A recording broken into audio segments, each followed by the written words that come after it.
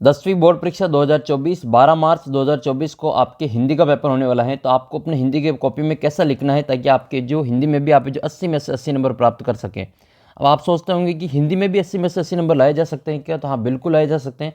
अगर आपका जो लिखने का तरीका थोड़ा सा ठीक है और आपकी जो राइटिंग भी थोड़ी सी ठीक है, राइटिंग ख़राब है लेकिन आप जो लिखते हैं वो अगर आप पढ़ सकते हैं वापस सामने वाला, तो आपका जो नंबर है जो पूरे में से पूरे आ सकते हैं। वीडियो को शुरू से अंत तक देखना। आप जो विज्ञापन कैसे लिखेंगे, आपको जो पैसेज में से आपके जो इसमें गद्यांश पद्यांश आएंगे उसमें से उत्तर आपको कैसे निकालना है, व्याकरण के जो आपके रिक्त स्थान के 6 क्वेश्चन आए उनको कैसे तैयार करना है, और पहले क्वेश्चन में आपके जो 12 क्वेश्चन आएंगे उनको कैसे तैयार करना है, सभी की इस वीडियो में हम चर्चा करेंगे। वीडियो को शुरू से अंत तक देखना। और इसकी पीडीएफ आपको अपने ऐप के ऊपर मिल जाएगी। ऐप पर जाकर आप टेस्ट भी दे सकते हैं, टेस्ट बिल्कुल फ्री है आपके लिए। और 10वीं क्लास का व्हाट्सअप ग्रुप भी ज्वाइन करना, उसका लिंक वीडियो के नीचे डिस्क्रिप्शन बॉक्स में दे रखा है। और आपने अगर मिशन शेखावटी 100 नहीं पढ़ी है तो उसकी पीडीएफ आपको मिशन शेखावटी 100 की आपके इस ऐप के ऊपर उपलब्ध है, तो आप वहाँ जाकर इस पीडीएफ को डाउनलोड कर सकते हैं। वहाँ पर भी आपको जो इंपॉर्टेंट क्वेश्चन है वो आप पे मिशन शेखावटी 100 में बता रखे हैं। ये एक बोर्ड टॉपर्स की कॉपी है जिसके देखो कितने नंबर है, 80 में से 80 नंबर है। ये 2022 का पेपर हुआ था, 2022 का 25 अप्रैल 2022 को पेपर हुआ था हिंदी का। और ये इसके 80 में से 80 नंबर है। अब आप सोचेंगे कि हिंदी जैसे विषय में 80 में से 80 नंबर, क्या मात्राओं के भी नंबर नहीं कटे, क्या इसमें आपकी हैंड राइटिंग के भी नंबर नहीं कटे? तो इन सभी की इस वीडियो में आगे हम चर्चा करने वाले हैं। साथ ही इसने जो इस स्टूडेंट ने विज्ञापन बहुत ही कम लिखा हुआ है, केवल 2 लाइनें या 1 लाइन लिख रखी है, फिर भी इसको 4 में से 4 नंबर दे रखा है। तो आप भी इस प्रकार से लिख के जो अपने पूरे में से पूरे मार्क्स प्राप्त कर सकते हैं। इस कॉपी को आप शुरू से अंत तक देखना, आपको काफ़ी फायदा अपने पेपर में मिलने वाला है। तो आइए वीडियो को शुरू करते हैं। और एक बार आप इसकी जो हैंड राइटिंग वो ज़रूर देख लेना। आप कहेंगे कि इससे तो बढ़िया हैंड राइटिंग में लिख सकता हूँ। देख सकते हैं आप इसकी जो हैंड राइटिंग, लेकिन हैंड राइटिंग का मतलब ये है कि जो लिखा हुआ है वो सामने वाले को पढ़ने आना चाहिए। जैसे लिखा हुआ है कि तुलसीदास के काव्य की उपयोगिता, ये आप आराम से पढ़ पा रहे हैं। ये रामचरितमानस लिखा हुआ है, ये जातीय एकता का भाव उत्पन्न करने में शताब्दियों में, और इसमें आपके भारतीय जनता की भावात्मक एकता दृढ़ हुई। ये चीज़ आप पढ़ पा रहे हैं तो आपकी जो नंबर पूरे में से पूरे आराम से इस प्रकार से कॉपी चेक हो जाएगी और एक एक नंबर आपको आराम से यहाँ से मिल जाएंगे। साथ ही आपके जो 6-6 नंबर के जो 2 पैसेज भी आएंगे, 6-6 नंबर के 2 गद्यांश पद्यांश भी आएंगे जो आपके अपठित होंगे, उनके उत्तर आपको अबसद में ही देने, तो उनकी भी चर्चा करेंगे। ये आपके सामने 2022 का पेपर है, तो हम 22 का पेपर भी हम आपको दिखा देते हैं इसमें 22 का पेपर कैसा आया था और उसके उत्तर इसने कैसे लिखे हैं। इस कॉपी से एक बात और हम सीखनी, इससे हम और बेहतर कर सकते हैं अपनी कॉपी में। एक तो ये जो उत्तर देना, ये उत्तर आपको एक साथ देना है। साथ ही इनमें जैसे जो उत्तर दे रखे हैं इनमें आपको क्या है, एक एक लाइन का गैप रखना है ताकि आपका उत्तर बहुत ही अच्छा शानदार दिखे। जैसे ये 12 क्वेश्चन है तो 12 क्वेश्चन आपके जो एक पेज पे आ जाए, जैसे इसने एक पेज पे 3 क्वेश्चन कर रखे हैं, पहला दूसरा और तीसरा। आपको ये तीनों ही क्वेश्चन एक साथ नहीं करके केवल आपका जो पहला क्वेश्चन आएगा जिसमें आपके 12 क्वेश्चन होंगे, उन 12 ही क्वेश्चन का आप जो एक एक लाइन छोड़ के उत्तर लिख लेना। और क्योंकि अबसदा में आएंगे तो वो एक एक लाइन में उत्तर लिख लेना अबसदा, लेकिन उनके बीच में एक एक लाइन आप छोड़ के उत्तर लिखना ताकि आपका जो कोई क्वेश्चन है जो चेक होने से छूटे नहीं। अब ऐसे उत्तर लिखने से कोई क्वेश्चन आपका जो चेक होने से बच भी सकता है और आपके नंबर वहाँ पे कट भी सकते हैं। तो थोड़ा सा इस कॉपी से मेरे को एक चीज़ ये सीखनी है कि आपको जो एक एक लाइन में गैप रख के इन प्रश्नों के उत्तर देना है। दूसरी चीज़ ये है कि जिस क्वेश्चन के एक से अधिक प्रश्न हैं, जैसे पहले क्वेश्चन में 12 क्वेश्चन आएंगे तो 12 ही क्वेश्चन के उत्तर आपको एक साथ देना है। दूसरे में आपके 6 क्वेश्चन आएंगे तो 6 ही क्वेश्चन के उत्तर आपको एक साथ देने हैं। वापस प्रश्न लिखने की जरूरत नहीं, आपको केवल उत्तर लिखना है। जो रिक्त स्थान में आएंगे ना उसमें देखो ये उत्तर लिखा, ये देखो व्याकरण के प्रश्न पूछे गए थे उसमें दूसरे प्रश्न में, ठीक है। ये उपसर्ग प्रत्यय कितने प्रकार के होते हैं, कृत प्रत्यय हैं, परिवर्तन है, 5 प्रकार है, निश्चित हैं, व्यक्ति हैं, एक एक नंबर के क्वेश्चन थे और ये 6 में से 6 नंबर आपके इसमें कंप्लीट पक्के हो। ये आपका संधि का इसमें परिभाषा पूछी थी और इसमें यण संधि का इसमें, और इसमें सेकंड वाला जो आपके कर्मधारय समास की परिभाषा पूछी हुई थी। और ये आकाश टूटना मुहावरे का अर्थ पूछा था। और ये देखो इसने जो लिखा है थोड़ा सा स्कोप में से हमें ये सीखना है कि बस ऐसे आपको एक साथ नहीं लिखना। अब आपको पता ही नहीं चल रहा है इसमें, वैसे तो इसमें सारी चीज़ इसमें लिखी हुई नंबर डाल रखे इसने, लेकिन ये नंबर इसने यहाँ डाल रखे हैं। यहाँ नंबर आपको नहीं डालने, आपको प्रश्न संख्या यहाँ डालनी है। ये कॉलम बना रखा है, यहाँ पर वहाँ पे नंबर डालने। हो सकता है कि ऐसे क्वेश्चन जैसे ये तीसरा, चौथा, पाँचवा, ठीक है, ये छठा, ये सातवां है, ये आठवां है और ये जाके यहाँ पे 9वां है, तो साफ साफ नहीं दिख रहे। आपको इन प्रश्नों के जो क्रमांक है वो कहाँ पे डालने, यहाँ पे डालने। ये तीसरा क्वेश्चन है, फिर आपको एक लाइन छोड़नी है, फिर यहाँ पे लिखना है चौथा, फिर लाइन छोड़नी है, फिर लिखना है 5वां। कॉपी खूब बढ़िया आती है और आपके हिंदी में ये कॉपी नहीं भरी जाएगी, ठीक है। आपको 22 पेज 20 पेज मिलेंगे, तो 22 पेज की कॉपी आप हिंदी में नहीं भर पाएंगे अगर आप ऐसा भी लिखेंगे तो भी। तो थोड़ा सा ध्यान रखना है और थोड़ा से शब्दों को दूर दूर लिखने की कोशिश करना, ताकि आपका जो उत्तर है वो बहुत ही अच्छा दिखे, आपको भी अच्छा दिखे और सामने वाला जो चेक करने वाले होते हैं सर, उनको भी आपका जो कॉपी वो अच्छी दिखे। क्योंकि अगर आप जो शुरू में ही काट पास कर देंगे, अच्छा नहीं लिखेंगे, तो हो सकता है कि आपने पीछे चाहे कितना भी अच्छा लिखा हो वो फिर नंबर आपके काट देंगे। तो शुरू के जो कम से कम 4-5 पेज ऐसे अच्छे से तैयार करना है, ऐसे अच्छे अच्छे क्वेश्चन के उत्तर लिखने जो आपको बिल्कुल फैक्ट टू फैक्ट आते हैं, बिल्कुल अच्छे आते हैं, उनके उत्तर आपको पहले लिख लेने हैं। ये कुछ छोटी छोटी बातें जो आप अगर अपनी कॉपी में उत्तर लिखते समय ध्यान रखेंगे तो निश्चित रूप से आपके 80 में से 80 नंबर, आपके अगर 80 में से 75 नंबर भी आते होंगे तो भी वो आपको 80 में से 80 नंबर आपके आराम से वो दे देंगे कि बालक होशियार है, उसको 80 में से 80 नंबर दिया जाए। तो ऐसा काम करना है ताकि आपको जो यहाँ पे नंबर ना कटे। ठीक है, नंबर नहीं कटने वाले काम करने हैं, यानी कि नंबर बढ़ाने वाले काम आपको करने हैं। तो ये मैं सभी आपको क्वेश्चन यहाँ पे बताने वाला हूँ, आपके ये सारे क्वेश्चन। और इसने देखो यहाँ पे अच्छा कुछ आंसर दे रखा है, ऐसा आप कर सकते हैं। ठीक है, ये यहाँ पे नंबर इस पेज पे इसने सही उत्तर दिया है, इस पेज पे इसने मिस्टेक, इस पे भी ठीक है, यहाँ पे मिस्टेक कर दी इसने नंबर जो अंदर डाल दी, ऐसा नहीं करना है आपको। तो इसने यहाँ से शुरुआत की, ये वाला बढ़िया कर रखा है, देखो इसके बीच में जगह भी छोड़ रखी है। ठीक है, इनके बीच में जगह भी छोड़ रखी है और लाइन टू लाइन जो इसने उत्तर अच्छे से दे रखा है। जैसे ये बाल गोविंद वाला प्रश्न है कि बाल गोविंद भगत रेखा चित्र के माध्यम से एक साधु का जीवन जीने वाले बाल गोविंद भगत के जीवन चरित्र का उद्घाटन किया गया है कि किस प्रकार जो वे गृहस्थ जीवन में जीने के साथ साथ अपना साधुत्व रूप भी बनाए रखते हैं, वे दूसरे की संपत्ति को व्यवहार में लाना तो दूर छूते भी नहीं है। अब बस ये लाइन टू लाइन इसका कॉपी का उत्तर है जो वो चेक किया गया, उसमें 2 में से 2 नंबर वहाँ से पूरे में से पूरे मिले। तो इसने प्रश्नों के उत्तर रट नहीं रखे हैं, समझ रखा है और अपनी भाषा में भी बना के इस उत्तर को लिख रखा है। तो थोड़ा सा आपको ये बात ध्यान रखनी है कि प्रश्नों का हूबहू उत्तर आपको वहाँ नहीं लिखना है, अपने ओर से भी आप कुछ उसमें से मिलान करके लिख सकते हैं, लेकिन प्रश्न उससे संबंधित होना चाहिए। फिर आपके ये मैं आपको बता देता हूँ कि इसमें ये जैसे जीवन परिचय पूछा है, जीवन परिचय किसका पूछा था 2022 में, यशपाल का जीवन परिचय पूछा था। ठीक है, यशपाल का जीवन परिचय पूछा है और एक तुलसीदास जी का जीवन परिचय पूछा था। तो मैं आपके जीवन परिचय के 2 और 2 ये 4 नंबर के क्वेश्चन होंगे।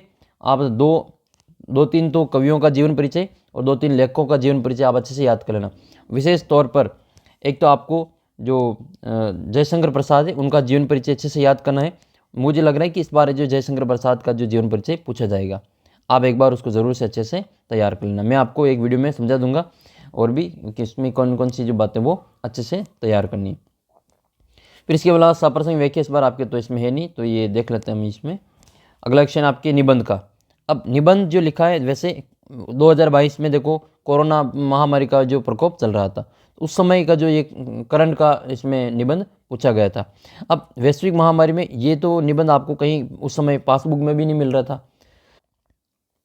ये जो निबंध लिखा गया इसने अपने मन से ये सारी चीज़ें लिखी हैं। देखो ये कोरोना का मतलब क्या है, ठीक है, यह एक ऐसी महामारी जो कि 31 दिसंबर 2019 को सर्वप्रथम चीन के वुहान शहर में प्रकाश में आई थी। धीरे धीरे यह महामारी संपूर्ण पृथ्वी पर फैल गई तथा विश्व के लगभग सभी देशों में काफ़ी नुकसान पहुंचाया।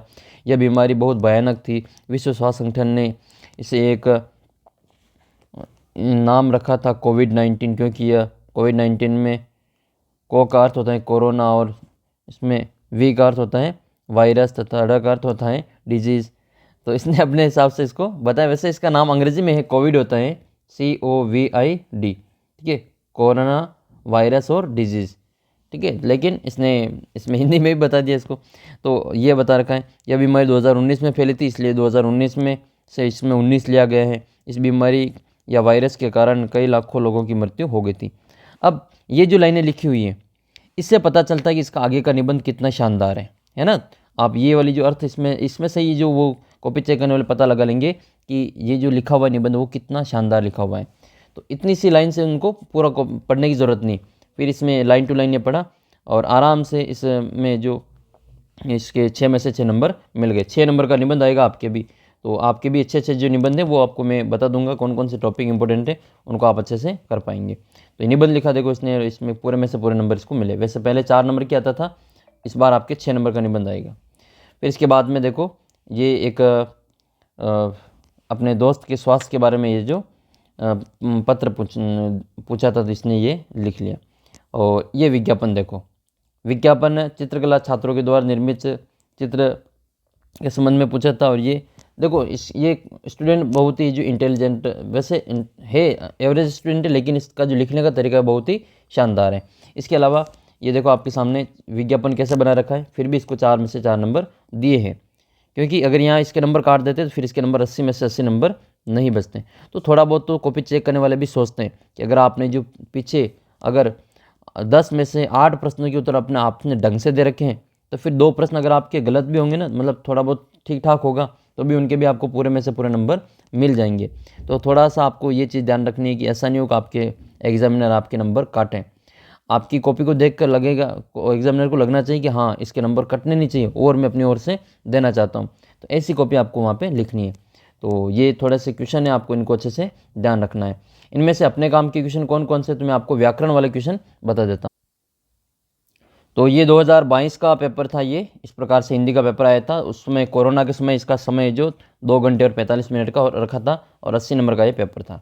इसमें देखो ऐसा आपके भी एक अपठित गद्यांश आएगा, ठीक है, जिसमें से आपके 6 नंबर का आएगा और 6 ही प्रश्नों के उत्तर ऐसे आपको है जो अबसदा में देना है। कुछ नहीं करना, आपको लाइन टू लाइन मिला के देना है।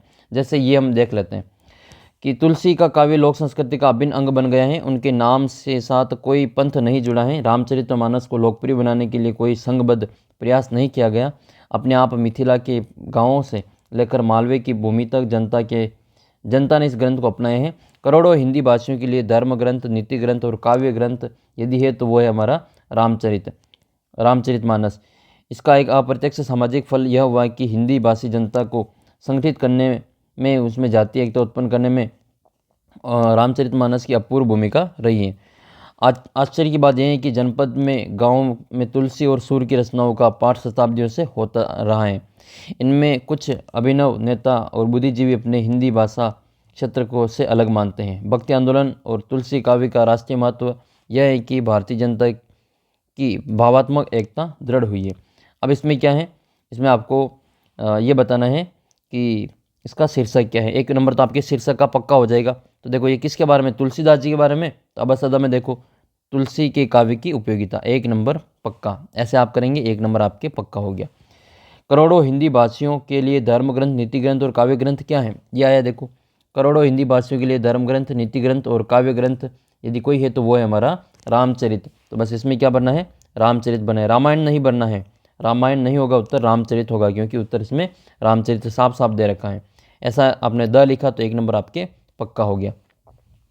फिर आप कहें कि रामचरितमानस की अपूर्व भूमिका क्या रही। रामचरितमानस की अपूर्व भूमिका क्या रही, तो जातीय एकता उत्पन्न करने की अपूर्व भूमिका रही। देखो ये देखो, जाति एकता का भाव उत्पन्न करने में रामचरितमानस की अपूर्व भूमिका रही। लाइन टू लाइन मिला लो, आपके उत्तर पक्के मिलेंगे। आपको कुछ नहीं करना है, ये चीज़ ऐसी है कि आप जो पूरे में से पूरे नंबर दिला सकते हैं। क्या करना है, लाइन टू लाइन आपको मिला लेनी है। ये देखो जाति एकता उत्पन्न करने में इसका उत्तर हो जाएगा अ, ये किया, 1 नंबर पक्का। गाँव में तुलसी और सूर्य की रचनाओं का पाठ कब से होता आ रहा है, तो कब से होता आ रहा है, इसमें ये सदियों से होता आ रहा है, ऐसा आपने देखा होगा। इसमें उत्तर आया जनपदों में गांव में तुलसी और सूर्य की रचनाओं का पाठ कब से होता रहा है, शताब्दियों से। इसमें उत्तर क्या हो जाएगा, शताब्दियों से। देखो इसमें आपके शताब्दियों ही आंसर है, कुछ वर्षों से, दशकों से, वर्षों से या शताब्दियों से। लाइन टू लाइन 1-1 नंबर के आपके पक्के आंसर मिलेंगे और आप आसानी से इसमें कर पाएंगे। भक्ति आंदोलन और तुलसी काव्य का राष्ट्रीय महत्व, लास्ट की लाइन में आया था देखो ये वाला। भक्ति आंदोलन और तुलसी काव्य का राष्ट्रीय महत्व यह है कि उनमें भारतीय जनता की भावात्मक एकता, देख लो भावात्मक एकता कहाँ पे है, ये रही, भारतीय जनता की भावात्मक एकता दृढ़ हुई है। लाइन टू लाइन उत्तर मिल रहे, 1 में से 1 नंबर, पूरे में से 5 में से 5 नंबर आपके 6 नंबर का आएगा ये गद्यांश पद्यांश। तो आप इसमें 6 में से 6 नंबर आराम से इसमें प्राप्त कर सकेंगे। आपको लाइन टू लाइन ऐसे ही उत्तर वहाँ पे देना है। और अब इसके जो उत्तर है उसने दे रखा वो हम देख लेते हैं किसे उसने उत्तर लिखा। ये देखो पहले का उत्तर देखो, तुलसी के काव्य की उपयोगिता 1 नंबर, रामचरितमानस जाति भाव एक का भाव उत्पन्न करने में शताब्दियों से भारतीय जनता की भावात्मक एकता दृढ़ हुई है। देखो कैसे 5 में से 5 नंबर इसको आराम से मिले हैं। अब आपके अगला गद्यांश के बाद में पद्यांश देख। फिर आपके ये है अपठित काव्यांश, जो कि ये रैदास जी से संबंधित हैं। ये देख लेते क्या है ये। देखो, प्रभु तुम चंदन हम पानी, जाकी अंग अंग बास समानी, प्रभु जी तुम गण बन हम मोरा, जैसे चितवत चंद चकोरा। प्रभु जी तुम दीपक हम बाती, जाकी ज्योति बरई दिन राती। प्रभु जी तुम मोती हम धागा, जैसे सोनही मिलत सुहागा। प्रभु जी तुम स्वामी हम दासा, ऐसी भक्ति करई रे दासा। देखो, एक तो इसका जो ये लाइनें किसकी हैं, आपको थोड़ा सा ध्यान से पढ़ोगे तो यहाँ पर इनका नाम आपको मिल जाएगा। लास्ट की लाइनों में जिस कवि ने लिखी लाइनें उसका नाम मिल जाएगा। कहीं आपको सूरदास मिल जाएगा, कहीं आपको तुलसीदास मिल जाएगा, कहीं आपको रहीमन मिल जाएगा। ऐसे आप थोड़ा सा ध्यान से देखेंगे तो उस कवि का नाम आपको इसमें यहाँ पे ज़रूर आपको देखने को मिल जाएगा लास्ट की 1-2 लाइनों में। तो ये किसके बारे में, रैदास के बारे में। देखो, रैदास का समर्पण भाव इसका उत्तर हो जाएगा। शीर्षक क्या है, तो रैदास का समर्पण भाव इसका उत्तर हो जाएगा। ठीक है, तुलसी का है नहीं इसमें, दीपक का है नहीं, भक्ति का है नहीं, तो इसमें आपके रैदास का समर्पण भाव हो जाएगा। रैदास ने भगवान को चंदन कहकर स्वयं को क्या कहा, तो तुम चंदन हम पानी। तुम क्या हो, भगवान को कह रहे हैं कि तुम चंदन हो और हम क्या हैं, हम पानी हैं। तो इसका उत्तर क्या हो जाएगा, पानी हो जाएगा। बरई, बरई का मतलब क्या होता है, तुम दीपक हम बाती, जाकी ज्योति बरई। बरई का मतलब होता है जलती रही। बरई का मतलब होता है दुश्मन, बेरी। बैर जो होता है दुश्मनी, वो होता है। लेकिन ये बेर हैं, ये वो बरई का पूछा है, तो बरई का हो जाए जलती हैं। क्या है, जाकी ज्योति बरई दिन रात, यानी कि वो जो ज्योति वो दिन रात जलती रहती हैं। नेक्स्ट है फिर आपके उपयुक्त काव्यांश में कवि ने किस रूप का वर्णन किया है, तो उन्हें निराकार रूप का वर्णन किया है। कैसे रूप का, निराकार रूप का वर्णन किया है। सोने पे सुहागा, ये मुहावरे का अर्थ बताना है। तो किसी वस्तु में दूसरी वस्तु के मेल से उसमें विशिष्ट गुणों का समावेश हो जाना, इसका उत्तर हो जाएगा। देहाती दुनिया जो उपन्यास हैं, देहाती दुनिया उपन्यास, ये कहाँ से लिया गया है, देहाती दुनिया उपन्यास से लिया गया पाठ कौन सा है। देहाती दुनिया, एक तो इसका नाम याद रखना है। ये उपन्यास से लिया गया पाठ कौन सा है, जार्ज पंचम की नाक, माता का आंचल और साना साना हाथ जोड़ी। तो ये आप कमेंट करके बताना ये किससे लिया गया है। साना साना हाथ जोड़ी में किसका वर्णन किया गया है, इसमें हिमालय की यात्रा का वर्णन किया गया है। फिर आपके दूसरा प्रश्न है रिक्त स्थान वाला, जो कि आपके ऐसे ही आएगा। 6 क्वेश्चन वैसे सेम टू सेम आपके आने वाले हैं। संज्ञा, सर्वनाम, विशेषण, ठीक है, अवयव, उपसर्ग, प्रत्यय, इनके ही प्रश्न आएंगे आपके। 6 क्वेश्चन आएंगे, 6 नंबर आपके पक्के हो जाएंगे। देख लो, जिस संज्ञा शब्द से के नाम का बोध होता है उससे व्यक्तिवाचक, अब नाम में ही इसका उत्तर छिपा हुआ है व्यक्तिवाचक, तो यहाँ पे व्यक्ति लिखना है, नाम के व्यक्ति। जिस संज्ञा शब्द से व्यक्ति के नाम का बोध होता है उसको हम व्यक्तिवाचक संज्ञा कहते हैं। जो सर्वनाम निकट अथवा दूर पदार्थ की ओर निश्चित संकेत करते हैं, निश्चय हो रहा है ना, तो उसमें आपके हो जाएगा निश्चित। तो निश्चित संकेत करते हैं, उनको निश्चयवाचक सर्वनाम कहते हैं। तो विशेषण विशेष तौर पे तो ये 4 प्रकार का होता है, लेकिन अलग अलग किताबों में इसके अलग अलग संख्या दे रखी है। तो ये 5 प्रकार का भी अलग अलग किताब में इसका उत्तर दे रखा है। तो किसी में 4 दे रखा है, किसी में 5 दे रखा है। तो इसका उत्तर हम करेंगे यहाँ पे 5। नेक्स्ट है फिर आपके ऐसे शब्द या जिनके रूप स्वरूप यानी कि लिंग, वचन, काल आदि के प्रभाव में कोई परिवर्तन, इसमें क्या होगा, कोई परिवर्तन नहीं होता है, तो उनको हम क्या कहते हैं, अविकारी शब्द कहते हैं। और अविकारी शब्द कोई क्या कहते हैं, अवयव शब्द कहा जाता है। संस्कृत में कुल कितने उपसर्ग होते हैं, तो संस्कृत में 22 उपसर्ग होते हैं। सभी उपसर्ग तत्सम शब्दों के साथ हिंदी में प्रयुक्त होते हैं, इनके ये सारे के सारे तत्सम शब्दों के साथ में हिंदी में भी 22 उपसर्ग होते हैं। वे प्रत्यय जो धातु अथवा क्रिया के अंत में लगकर उसको नए शब्दों की रचना करते हैं उसको हम कृदंत प्रत्यय कहते हैं। तो उनको कृत प्रत्यय या कृदंत प्रत्यय कहते हैं। फिर आपके अगला प्रश्न है ये कि संधि की परिभाषा लिखते हुए स्वर संधि के प्रकार लिखने, तो संधि दो वर्णों के मेल को संधि कहते हैं। स्वर संधि के 5 भेद हैं, ठीक है, स्वर संधि के 5 भेद हैं। गुण संधि, दीर्घ संधि, यण संधि, अयादि संधि और वृद्धि संधि, 5 प्रकार के भेद इसमें आपको लिखने हैं। कर्मधारय और बहुब्रीहि समास में अंतर लिखना है। आकाश टूटना मुहावरे का अर्थ है। अंधा बाटे रेवड़ी फिर अपने को दे, इनका आपको अर्थ बताना है। तो संधि 2 या 2 से अधिक वर्णों के मेल से बनती है। संधि स्वर संधि 5 प्रकार की होती हैं, दीर्घ, गुण, वृद्धि, यण, अयादि। कर्मधारय समास में किसी वस्तु की कोई विशेषता दी जाती है, जबकि बहुब्रीहि समास में कोई अन्य तीसरा अर्थ निकलता है। और फिर आकाश टूटना, मुहावरे का अर्थ बताना है। तो आकाश टूटना कोई बड़ी मुसीबत या बड़ी समस्या उत्पन्न होना। और अंधा बांटे रेवड़ी, फिर अपने को दही में सिर्फ अपना ही लाभ प्राप्त करना। फिर इसमें से इम्पोर्टेंट क्वेश्चन वो हम देख लेते हैं। एक तो आपके जो नेताजी पार्ट, नेताजी का चश्मा पार्ट किसके योगदान को दर्शाता है। मनु भंडारी के पिता की सबसे बड़ी दुर्बलता क्या थी। नौबत खाने में इबादत पार्ट किसके बारे में है, ये बताना था। क्या यह पार्ट किसके बारे में दिया गया है। और उदो तुम तो अति बड़ी बागी गोपियों ने ऐसा क्यों कहा। परशुराम जी का गुस्सा कैसे शांत हुआ। आत्मकथ्य कविता में किसकी अभिव्यक्ति की गई। मोस्ट इम्पोर्टेंट है ये आत्मकथ्य कविता वाला। माता का अंचल पार्ट में किसका चित्रण किया गया है। युमथांग का अर्थ लिखना है और यह कहाँ पे स्थित है ये आपको बताना है। या आप कमेंट करके बताना युमथांग का अर्थ क्या होता है, ये आप कहाँ पे स्थित हैं। फिर आपके अगले प्रश्न है कि हालदार साहब ने पान वाले से क्या पूछा और पान वाले ने क्या उत्तर दिया। बाल गोविंद भगत के माध्यम से किसके चरित्र का उद्घाटन किया गया। मोस्ट इंपोर्टेंट क्वेश्चन है ये, ठीक है, आपको यह अच्छे से तैयार कर लेना है। और काशी में मरण भी मंगल क्यों माना गया है। नौबत खाने पाठ में इबादत के आधार पर लिखना है। गोपियों ने राजधर्म किससे और क्यों कहा है।